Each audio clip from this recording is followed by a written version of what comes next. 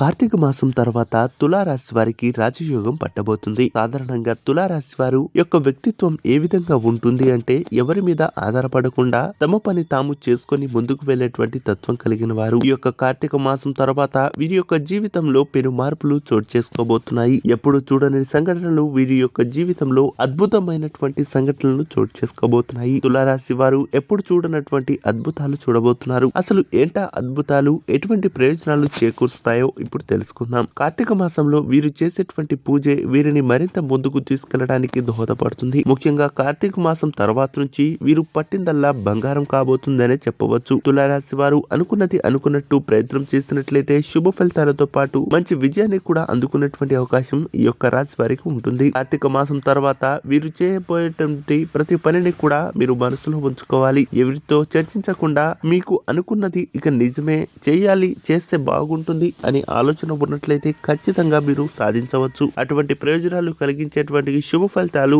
ఈ యొక్క తులారాశి వారికి ఉన్నాయని చెప్పుకోవచ్చు. త్వరలో మీకు రాబోయేటువంటి ప్రతిరోజు కూడా శుభ ఫలితాలను అందిస్తుంది. అయితే కొన్నిసార్లు మీ యొక్క కుటుంబ సభ్యులు లేదా మీకు తెలిసిన వ్యక్తులే మిమ్మల్ని కిందకు లాగేటువంటి ప్రయత్నాలు జరగవచ్చు. అటువంటి విషయాల్లో జాగ్రత్తగా ఉండి మీ యొక్క ఆర్థిక పరమైనటువంటి లేదా సీక్రెట్ విషయాలను ఎవరితో కూడా రహస్యంగా కూడా చెప్పాల్సిన అవసరం లేదు. అలా చెప్పడం వల్ల మీకు తీవ్రమైనటువంటి నష్టంతో పాటు ఇక ఇబ్బందులు కలిగించేటువంటి అవకాశాలు ఈ రాశి వారికి ఉండవచ్చు. కాబట్టి చూసుకొని ఇక మీరు ముందుకు వెళ్తే శుభ ఫలితాలు పొందుకోవచ్చు.